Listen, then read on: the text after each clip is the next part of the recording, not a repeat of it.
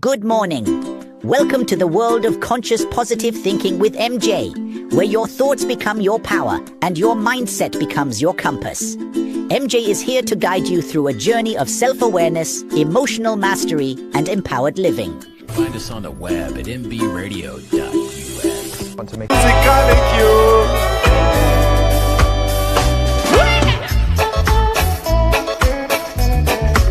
reach out to touch your musical sound, no matter you young or old, God let the good time roll.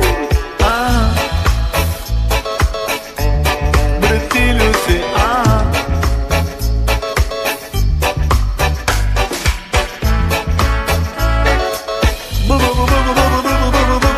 baby.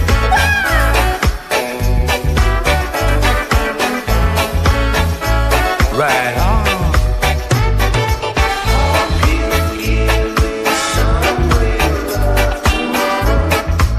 Can't wait any longer.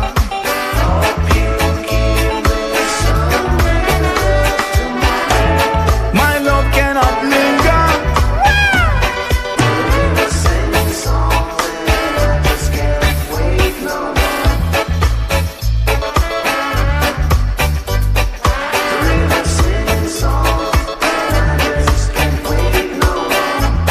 Hear the river whisper keenly. See no matter if you're happy, see no matter if you're blue. My love it a shine on for you. My heart it a bubble up for you. My love it a shining for you. It a shining for you. Hey you, hey you. It a shining for you. Say when love could never grow old. Love works, Mount Diamond and Pearl. Till it is a work on the top of the world. Hey, good morning, good morning, good morning. Welcome to episode number 66. Some of you know I have started my happy hippie trails of 2026. Why, you say? Because though I like to be on the chilly and cold side, and I absolutely love white Christmases, enough's enough. When there's so much to explore and so much energy to dive into and so many just beautiful things. And so my partner in crime, he has now proceeded and myself with our little Keystone Bullet. I'm going to hashtag Keystone Bullet. And we start our journey. So our journey consists of going to areas that have both photography sites and spiritual either vortexes or significance of indigenous, something that relates into my energetic world. And so we often, if you know us, we get in a car and we just drive. No, it doesn't matter. I mean, we could be in Pennsylvania, we could be in Florida, we could be here in Jamestown, North Carolina. And that's where we are today. We are right here in the beautiful Jamestown, very historical site, very historical for indigenous purposes, for photography purposes, and just, colonization of how it existed and why it existed. So beautiful thing is, I didn't even know really too much about Jamestown. I want to say until about 2000, maybe 16 or 17, my Florida family, who we've been together, when I first left Nellis Air Force Base, I went to Homestead Air Force Base. That was in 1988. And during that time, I was still under TDRL, temporary duty retirement leave, due to me bearing an illness caused by the injection. If you saw my stories, you know. And since that time, the very first person I ever met, his name was Steve Ursey. He was a physical therapist at Homestead Air Force Base. He was a tech, and he was working on my back and getting me stable and walking since my very first episode of my autoimmune and auto neuros, and we have been remained friends ever since. In 89, 90, in that time frame, he introduced me, which is now to his lovely wife, but it was his girlfriend at the time. Her name was Renee.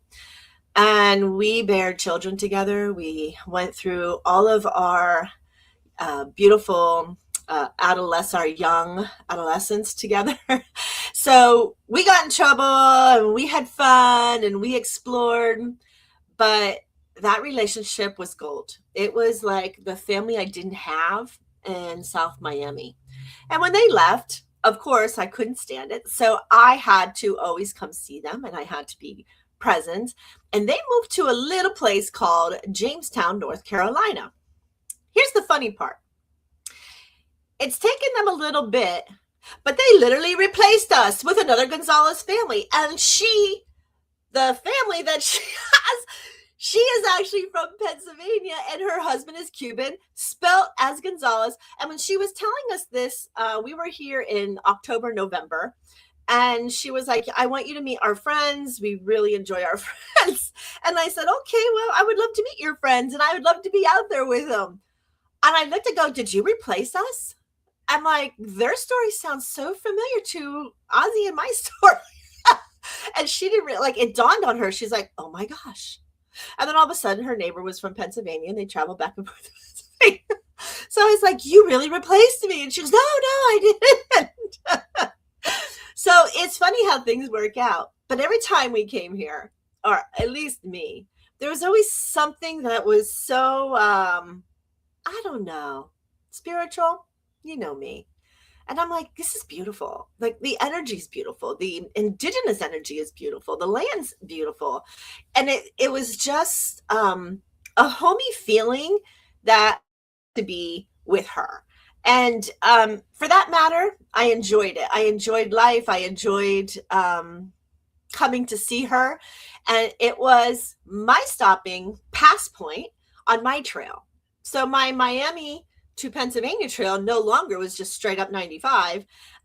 It had to divert. We diverted to the west, always so that I could remain, even if it was overnight, even if it was just my travel stop. I didn't care because that energy of wanting to be with family was always there. And forever and a day, I stopped. I stopped here religiously. And then to find out that not only was I stopping here, but my chief senior master sergeant, who was my boss in RatCon, only lived like 40 minutes away now. I was like, oh, coincidence? I don't think so. Though my husband and I did try when we were leaving Miami. We tried to find a house here. North Carolina is not so nice with veterans. And you would think with Fayetteville, with the air base there, or the base in Fayetteville, that they would have a little bit more, but they don't, which is pretty sad. They don't really do a lot here with veterans. If you're a disabled veteran, they'll give you 20% off your taxes, where there's other states that give 100% off taxes. Now, we know this as disabled vets, and we know this due to state backing. So I chose not to live here. I chose, though it's a beautiful place, though it's high energy and everything's beautiful around it, I just chose not to live here at the time. Anyway, so now here we go. So now I'm semi-retired. I'm still doing my spiritual stuff and my husband's still doing his photography things. But I'm no longer brick and mortar. I'm no longer, a lot of you know that, a lot of our shops and companies, after COVID, we decided to minimize our life. It got to be very crippling for us, just due to the nature of what was evolving in the world. And for that matter, we chose peace, quietness, happiness, and solidarity. So we moved up to the mountain and we left Miami. But I still go down. His family is there. So this is our beginning of our journey, because the deal was we left Miami, but I'm not staying in the cold because I already did that. I grew up in Pennsylvania. I don't want to shovel snow. I don't want to stay in my house like a hermit little bear, even though I'm bear energy. I didn't want to hibernate. There's times I want to hibernate, but not for 3 months. And not when there is so much to explore in the United States or overseas during these winter cold months, where you can actually, figure some things out and, clear your minds and maybe just maybe you might find a spiritual vortex or an area where you just feel very energetic and like almost to say, I think I've been here before. And when that happens, that's beautiful. When that happens there, that's a beautiful, beautiful thing. So if you are anywhere near Jamestown, North Carolina, stop in. Stop in because there is going to be on this episode so much information from historical Indians to landmarks of Quaker colonizations, Revolutionary Wars, trade routes went through here, and even paranormal. So there is a little bit for everybody. Photographers, we're going to go into Pilot Mountain for the photographers and the hikers and the trail climbers, which is just absolutely beautiful. So we are going to now listen. My commercials are going to be my intro because Spotify and YouTube are having their panties in a fire with copyright laws, with anytime you put a beat up now, they're having issues. So we're trying to figure this all out. And that's not my department, but that is MBR. So now when we're going to take a little bit of radio breaks because people having to use the bathroom, like me. And so that's going to be. So instead, what I'm going to do is we're just going to put this little music in the background so that we have fun and we're popping and we can continue our journey into Jamestown. So this is our first episode of Happy Hippie Trails 2006, and this is 66. It's the snowbird season, SBS in Jamestown, North Carolina. Here we go. So first thing we got to do is we got to do what 66 is. What is 66? 66 is a great number. It all boils down to, does anybody guess? 6 plus 6 is 12. 1 plus 2 is 3. That's right. Numerology 3 or angel number 3. I choose angel numbers, not numerology. I keep saying this. So here we are. Number 3. The number 3 represents the law of the triangle and is considered the most sacred and holy. The angels want you to know that a highly evolved guide, such as an ascending master or a saint, is supporting you and guiding you on your path. Our path. Right?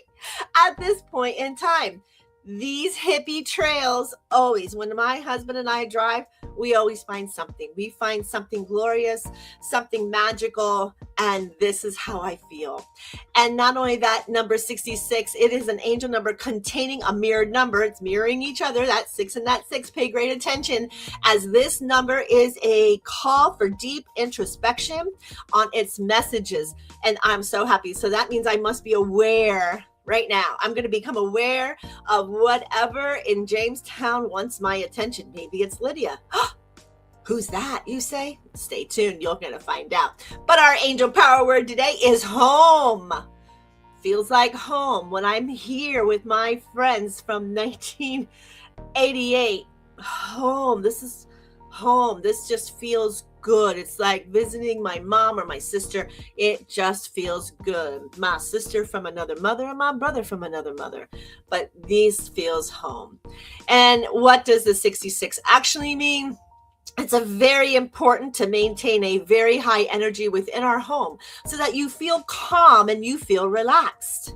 Clear your house with sage regularly and place rose quartz specimens throughout your home to maintain a harmonious energy. We just did the gridding class, so you out there listening about that gridding class, it's telling you black tourmalines, it's telling you rose quartz, it's telling you the stones that we were talking about in that class. Black tourmaline can also be used around the house to create a protective grid. Angels will guide you to perfect placement of all your crystals. Just ask for that assistance. So when you come into your friends, and maybe sometimes when you're with your friends, maybe there's some bullshit going around, and here comes energetic clean and Mary. Get out my way, I'm gonna clean it. And so those of you who know me, you know how I work, and I don't work with things that don't align. If they don't align, then we either balance it or we remove it from our life, or we just let go. And that is all part and parcel. So folks, we woke up here in North Carolina at 31 chilly degrees here in our little Pearl 2 camper, and to the point where You can see I have red here because I have a red fireplace right here beside me. Can I see? How do I show you this? This is so cute. Visual effects here. Let's just go to nude. You can see I'm in my camper. Let's get the screen off here so you can see. We'll go to none. Look, and there she is. Right there she is. She's so pretty. But we definitely we had to use it because we're not plugged into one of those 50 amp powers for our heater in here. So I have a little space here because it was 31, and every time I was speaking this morning trying to get my studio set up, there was like what do they call that, the condensation coming out of both ends. It was like, ooh, doggy. It was up there. Okay, are you ready? Are you ready to hear a little bit about Jamestown? Because here is a very clear, historical, grounded little narrative of Jamestown, North Carolina, particularly caregiving to its Native American roots. That's what I love. Revolutionary War, cotton pickers, we all know, we already heard about it. And this is with no political framing and no speculative claims. I'm not going there. What I'm going to go there is the energy that holds this land together. And for that reason, I absolutely love this little area that my beautiful extended family has picked. The land is in Guilford County. If you've never heard of Jamestown, North Carolina, the land now is bordered into Guilford County and is the home of indigenous people of the Piedmont region. So if you study indigenous and native land people, you would want to look up the Piedmont region in this area. The area was also dominated by a single large tribe, rather than like Susanian speaking people who lived in small villages connected by trades, kinship, and seasonal movement. Wow, doesn't that sound like the Ursies for me? That's my, I'm like, wow, look, you just moved into that energy for me. You see how just everything's so beautiful. It always connects, and it's always a validity of everything connecting for the highest good or the highest purpose. So the native groups that were here were the Sherwa, one of the most significant indigenous groups in the central Piedmont societies. They lived among these rivers that are here and the fertile lands that were very active in trading. The Kiawu, I mispronounce these names because I've never heard of them, but the Kiawi, but we're going to study them. That's why we're here. Located primarily in Randolph County, but they moved through and utilized these lands near present-day Jamestown. The Saponi and the Tutolo, they are closely related to the Suwannee groups who also traveled and settled throughout the Piedmont region. So these people, back a long time ago, before a revolution and before all the crap, it was a practice agricultural, corn, beans, squash.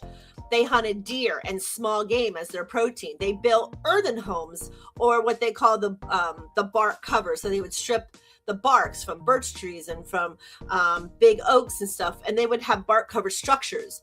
They used established trading paths, and Jamestown's happens to be one of these paths that went through here, some of which later became even the colonial roads that we'll find out a little bit later. But by early 1700s, disease, displacement, and pressure from the European expansion severely reduced native populations on this coastal, on this area, on the colonial sides. And many survivors merged with other tribes. And then they moved northern, or they moved more in westward, where they were more absorbed in or colonial societies. Some of the colonial societies actually, absorbed some of them. So the Great Wagon Road in the early European countries in the 1700s, these trading paths that went through here became the wagon roads. So if you're back in the wagon road countries in the 1700s, Gypsy Trail, right? here we are. Then you have your native Indians. They were the long ago before the Europeans were here. You have your German, your Scottish, Irish, and your English settlers that kind of pushed them all out. And then you got your Moravina missionaries and craftsmen, which there is a little area where my senior master sergeant, who actually lives close, they live closer to that area, which is amazing to see, because what I love about North Carolina and this area and this Piedmont area is they preserve a lot of things, and understandably, because they really don't get too many tornadoes or too many hurricanes through here. So stuff West North Carolina can get preserved very, very easily. And the land in itself, caretakers of that, as long as we keep the moss and we keep them clean, then these buildings are here forever. So the Moravinas traveling between Betharia and Salem passed right through Jamestown. So over by Salem, North Carolina, not Salem, Massachusetts, but Salem, North Carolina, has that same intuition of the Hometics, right? It's the same thing when they came in. It was that subdivide between the Indian culture and the Quaker culture, and what the Quaker women would pick up from the actual native women of how to do things, right? Kind of spooky, right? Because then you go to Salem, Massachusetts, and all of a sudden women's not allowed to know anything, off with their heads or stoning them or whatever. So we have placement. We have standards of where things came from, which is amazing. So let me tell you a little story now that I like, because I like to groom everything together. So what I did is we're composing like a more spiritually grounded retelling of Jamestown, North Carolina. And it's all centered on Indigenous stewardship and reverence for the land and the continuity of the spirit of the land, rather than the conquest or the rasures that everybody wants to, now have issues with. But look at, we evolve. We have to go through these things so that we can evolve, right? Right? Some people are like, I don't think so, MJ. But yeah, you'll get there. You'll see it. Someday you'll be like, oh, there's the light bulb. We have to be today, and we had to exist into the debacles in order to learn the life lessons to move forward. It's those who go through life with blinders on who don't want to see history to understand. That's why they always say history repeats itself. It only repeats itself for those who haven't learned through somebody else's experiences. Because we can learn from somebody else's experiences if we keep the books and we keep the paperwork and we keep all that upset people, right? If you get upset, you're throwing it away, you're discarding it, but then nobody ever learns that practice. So then we have to learn it all over again as a whole or in society. So this area, I love. This area is really proven for me to just be so much fun. So let's start with this beautiful helmet. We have 23. Oh, before we do this, let me just take a quick break. All my breaks are going to be just commercials and kind of motivational duck, our beaker mascot, little clips. So give you one of the newer versions of my commercial. Hold on. Good morning. Welcome to the world of conscious positive thinking with MJ, where your thoughts become your power and your mindset becomes your compass. MJ is here to guide you through a journey of self-awareness, emotional mastery, and empowered living. Find us on the web at mbradio.us. Want to make Yeah, man. Just feel it. Let it flow. Peace and love in the air, Woke up with the sun on my face. Breathing deep in this holy space. Feeling good, no need to race. The rhythm of life moves at its pace. Good vibes rise like smoke in the sky. Love in our hearts, no need to ask why.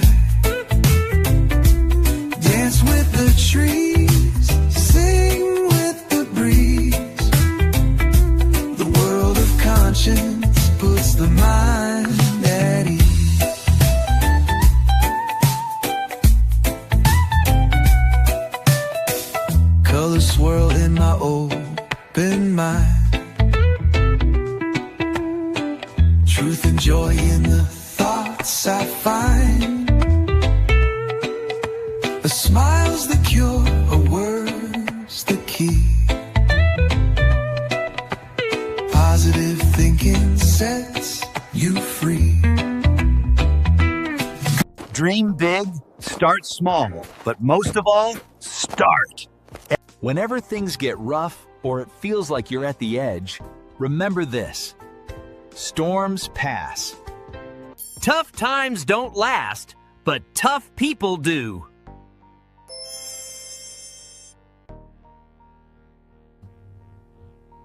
All right. Okay.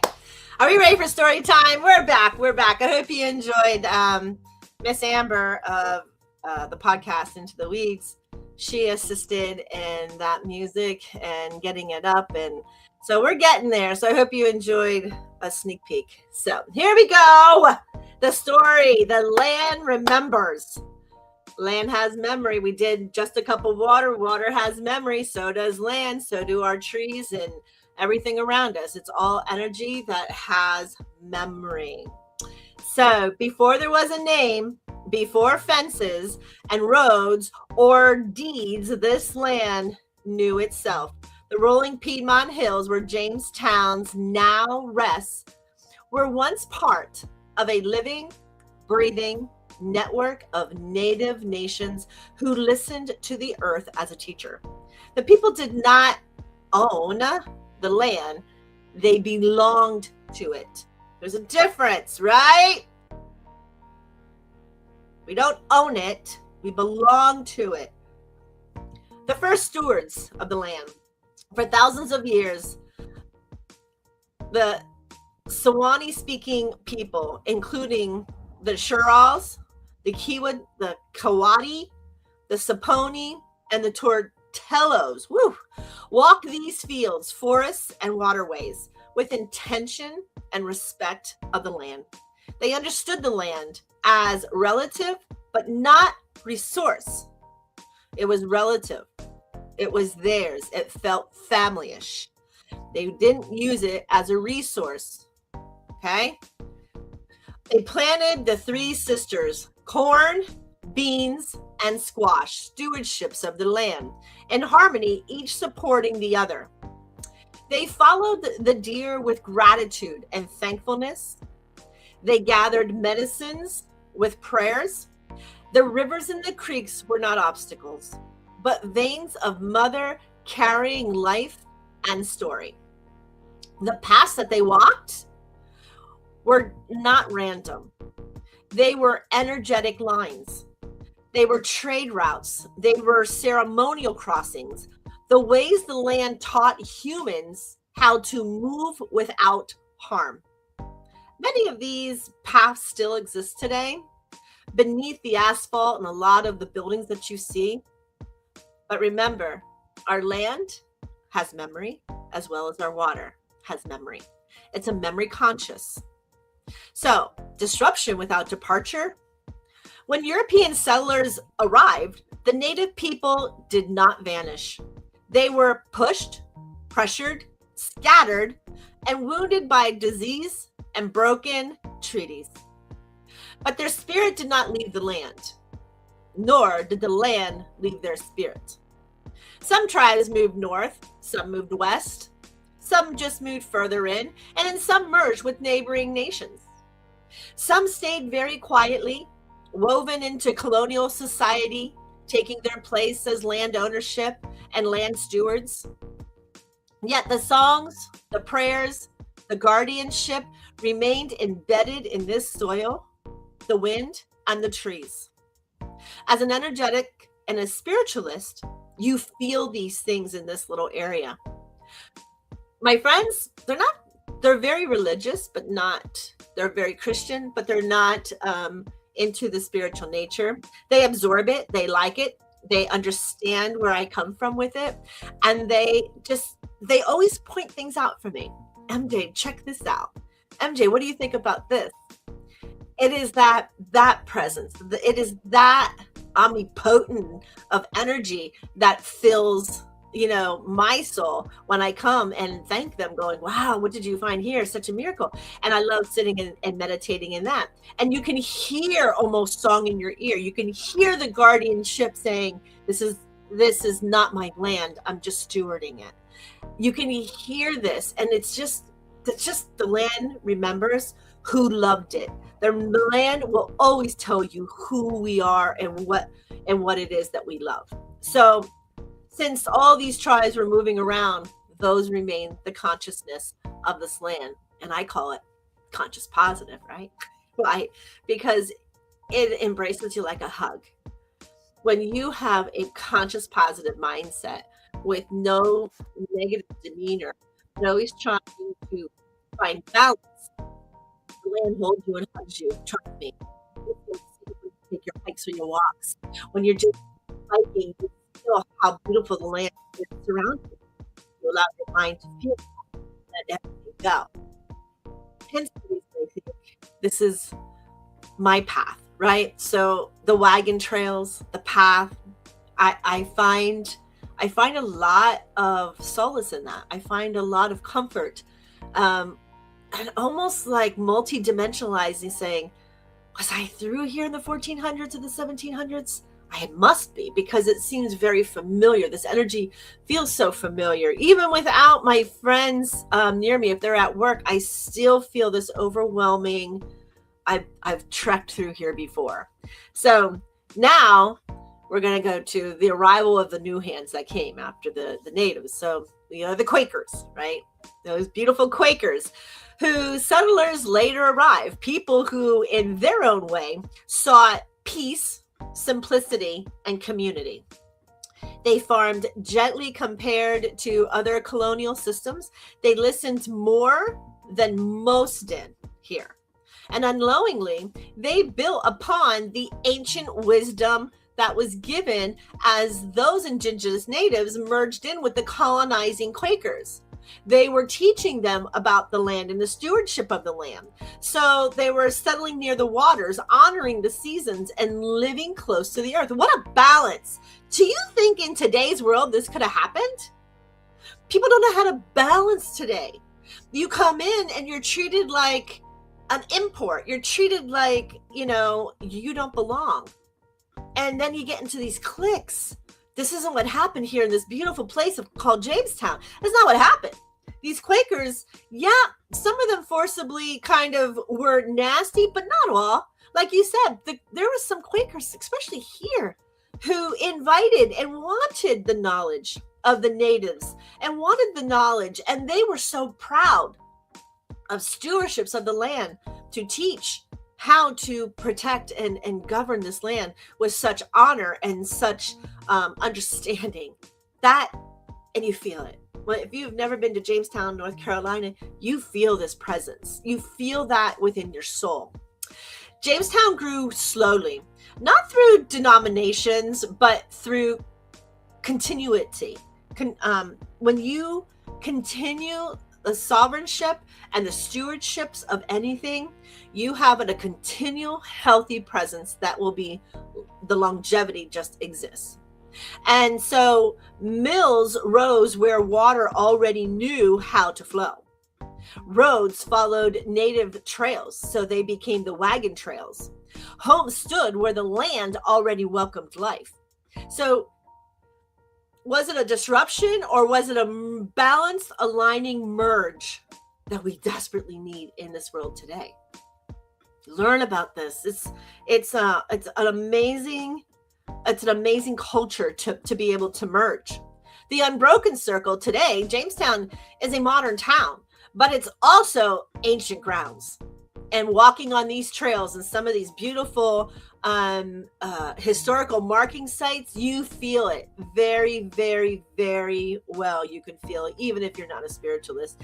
You can stand there and you can see it. You can feel how the people were. And I love that. You can find the same thing in St. Augustine. You can find them. Stick with our happy trails here, because these are the types of places that will take you. And we're going to give you some of those insights.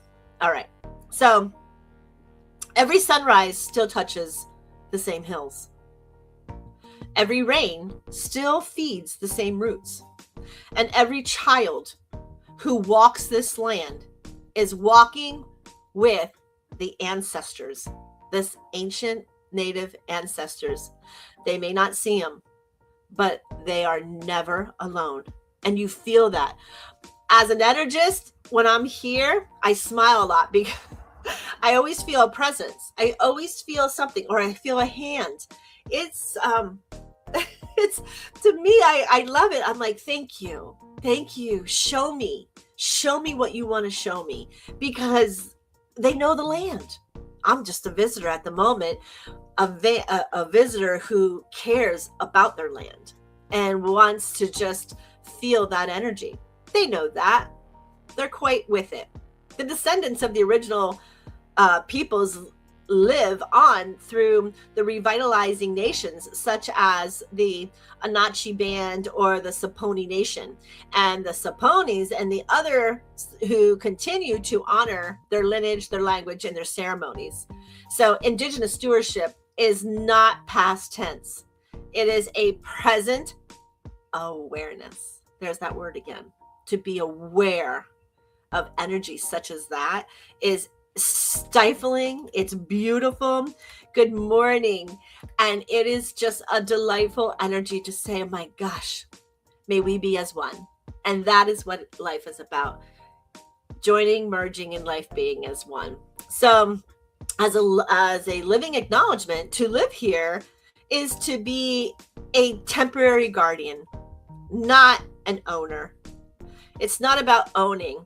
It's about presticating. It's about having. It's about loving. And it is, I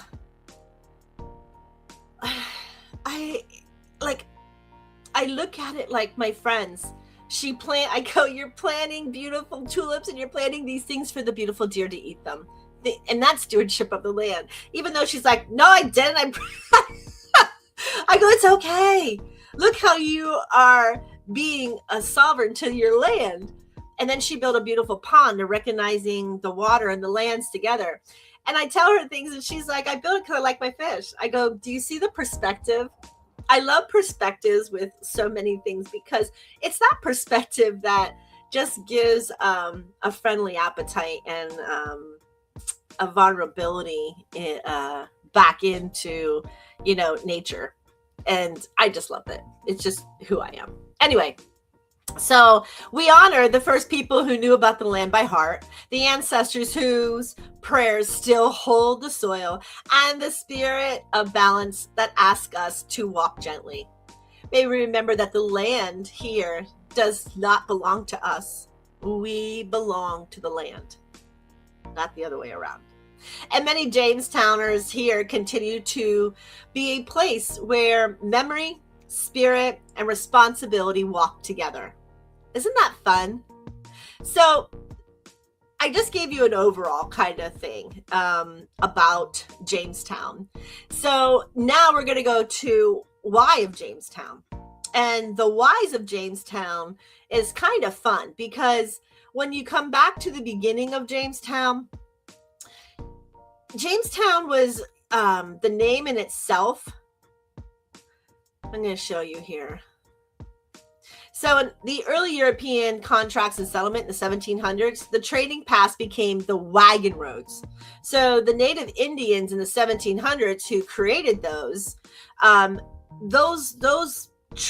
paths that they made for their life support became really common in the 1816, when Jamestown was formally named and settled by James Mendenhall, an influential Quaker settler and landowner. Quakers were among the earliest Europeans here, as I told you, who some of them disrupted the flow of the natives and some of them didn't.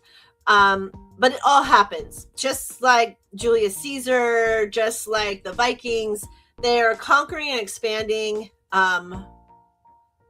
for evolution purposes.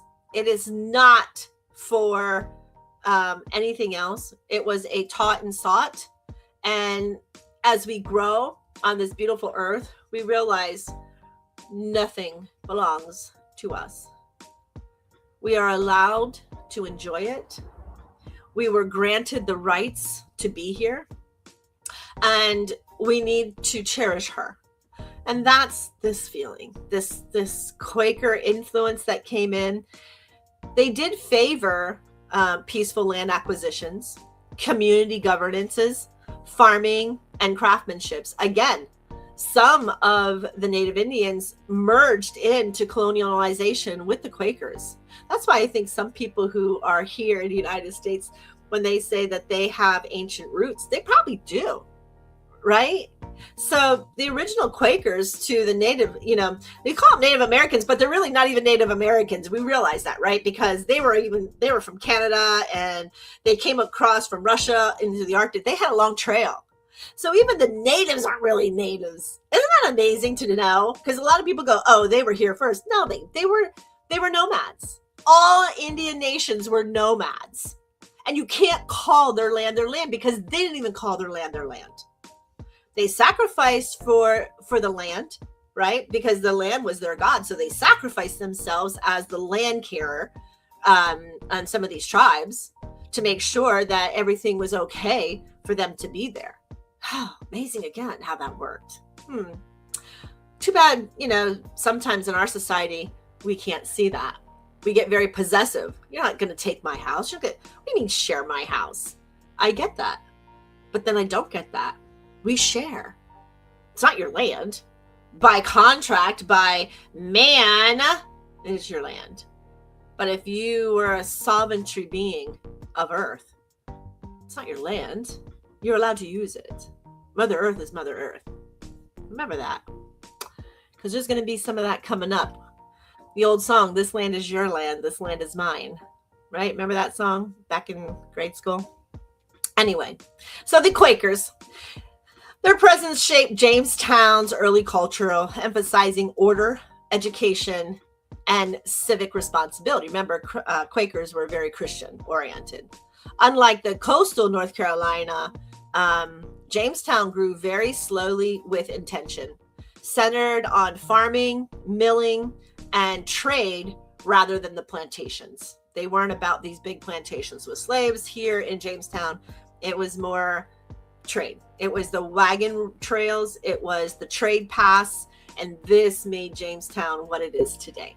So in the 19th century, as Jamestown grew, a market town for all local farmers. It's funny, when I come here, there's a really big, it's called the Moose Cafe. I don't know the little area, but there's a big farmers market every weekend. Still with trading of their produce, still with trading of artisan goods, still trading out, right? Isn't that fun? And as we go, it's just quite possibly, it could be on that wagon trail. Who knows? We're going to find that out too as we get through. So later developments here in Jamestown, including the textile mills, right? The furniture manufacturing. Jamestown is really big for furniture manufacturing plants. Rail access, which increased trade and population. Jamestown always remained smaller and more residential compared to like High Point or Greensboro or Charlotte or, Nags Head. They're preserving this town centered on its true identity of who it is and what it was. So the legacy of the Indians, though there was no federal recognition, tribes remaining of those headquarters in Jamestown, the indigenous legacy persists through place names. The names of indigenous are all over the place. Like, you just know it's a native name. Architectural evidence all over the place. Old trading paths beneath modern roads today, you can still see some of those, and the oral histories of the Piedmont tribes. Many descendants of the Siouanian people today are connected to still the Saponis or the Oconee band of Saponi nations. Other revitalized Piedmont native communities in North Carolina and Virginia, very heavily in its native roots. So in summary, before we go into now all the little areas, Jamestown, North Carolina, stands on land shaped by thousands of years of indigenous presence. The Siouanian-speaking people who live sustainably on this Piedmont area. The Quaker settlers who established a peaceful agrarian town followed in pursuit of the Sewanee-speaking tribes that were here and those who merged with them. It was a crossroad history like native paths and wagon roads and those rail lines now. As we develop, it went from horse and foot to wagon, horse and wagon, into the trade routes of our old Model Ts into the rail lines. And it's still that way today. It's not a story of conquest, but a layer of history to show how it evolved naturally, organically, and given the land its stewardships. So where native foundations and colonial settlement, the modern community today, all coexist in that land itself. My friends moved here in 2016. They're almost here 10 years. This summer, I think, is 10 years for them, their anniversary to be here. And she's kind of like me, is she wants to go to all the little harvest festivals and all the historical places and really figure out where she's living and the energy that it holds. And I love that. That just kind of warms my heart, because then I get that fulfillment. I get to have that need. So I was a pass-through, right? I was one of those who were on that established of having that be on my trail. I told you, when she lived here, I no longer straight 95. I had to have the trail. And every time I came, I learned something new. And I felt the energies. So for this, I think this was an energizing portal for me, this little town, for whatever reason, with those beautiful Suwanian landowners. And so at that, we're going to take a break. You're listening to my show here on the beautiful Military Broadcast Radio, or mbradio.us. You can find us on all streaming platforms. And my show here is called The World of Conscious Positivity. We're going to take a break for the next 3 months. I'm going to take you on my happy trails. And maybe we might learn something, and maybe we can cross-reference to energies happening today, like land. Sovereignty of land. It's a thing. It is a thing. I promise it's a thing. All right.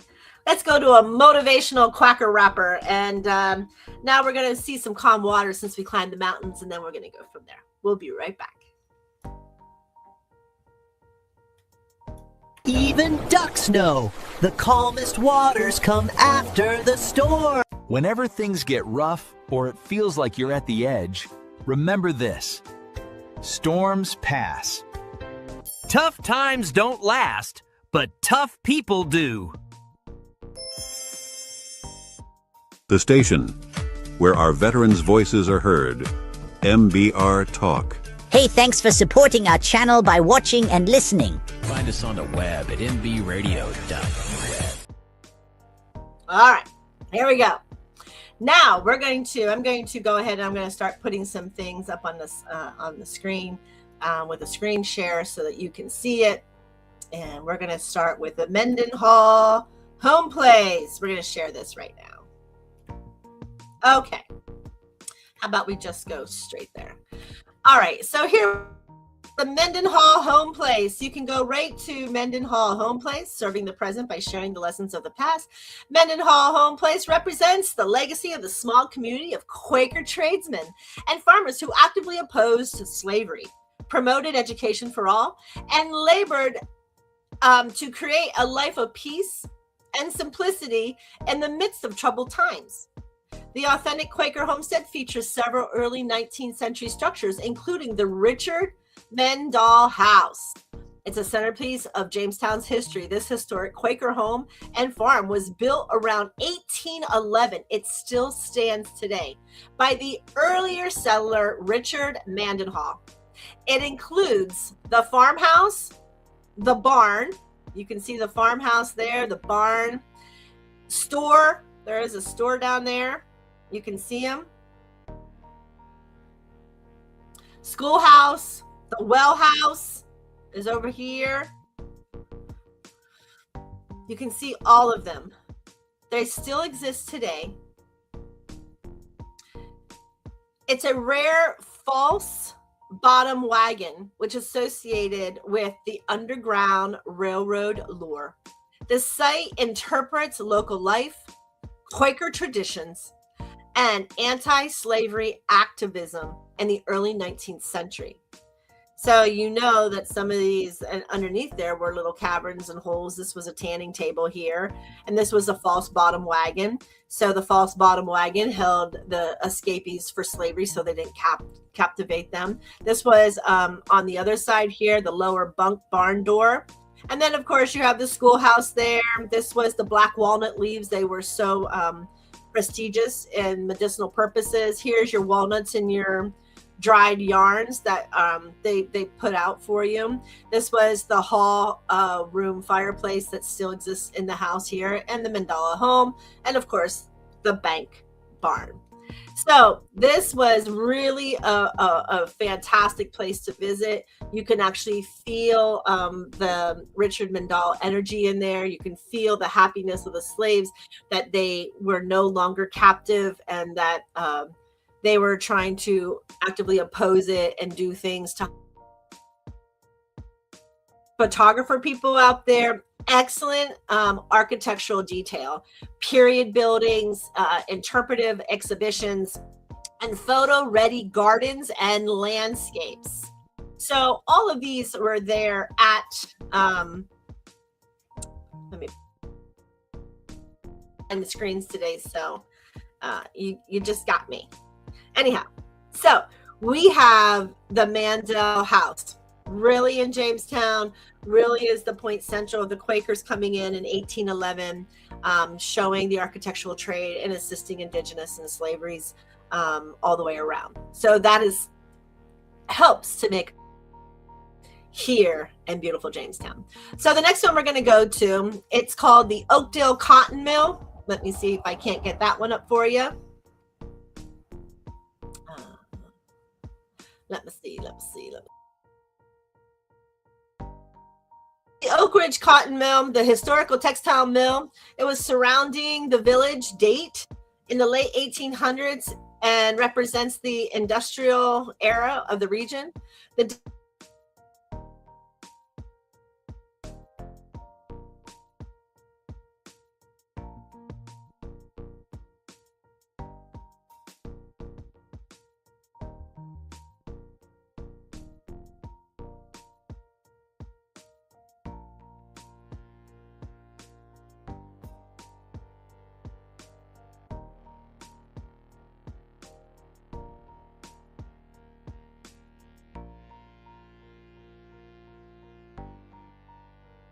right to now to the Ragsdale Farm, or what people call the Magnolia Farm.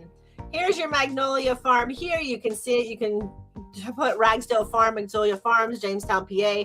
It's a historical farm complex. So those who love horses and the spirits of the horses of our natives, this farm is big time. It kept the equestrian, it kept that fairy world energy, it kept that motivational energies going. And the Ragdale Farm, the complex encompassed the 19th century and the 20th century agricultural buildings, including barns, granary, tenant houses, and landscapes. I have not been here, but from what I understand from a lot of different energetic people, that the farming area was the same farming area that they were using with the indigenous tribes, with the gathering of all their horses. So it's funny how the evolvement of the early 15 to 1700s are still evolving in our 21st century today. And the farm blends agricultural history with rural activities and rural architecture that is done today. So it's a for photographers, it is look at this picture here, the Magnolia Farm, this with the snow. I mean, sometimes you have snow and sometimes you don't, but this one in particular I loved because that's what you see when you go by there. And it is a perfect for like rustic photography and understanding the traditional Piedmont farming lifestyle. They kept the Piedmont gatherings of the indigenous and the natives and their farming culture. So this was really a pureness in